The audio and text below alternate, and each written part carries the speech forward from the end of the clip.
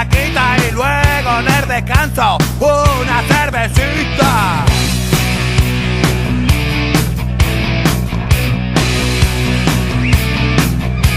Vamos al campito, vamos todos los notas a pegarnos la mañana detrás de una pelota, una patadita, una carrerita y luego nos metemos una duchita.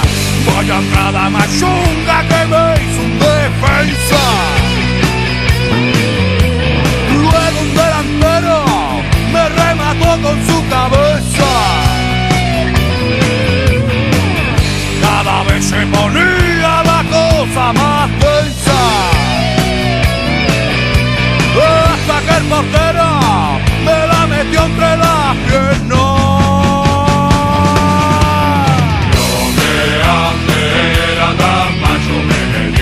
Una ducha llena de muchachos, se me cayó la pastilla de jabón y si lo sé, no me agacho.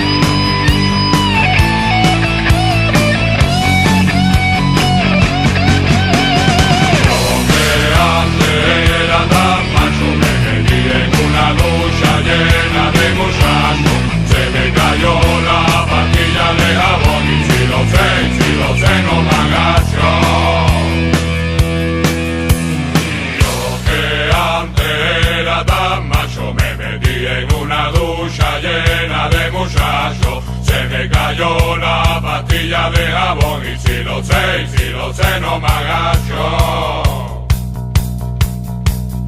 Yo que antes era tan macho, me metí en una ducha llena de muchachos, se me cayó la pastilla de jabón y si lo sé, no me agacho.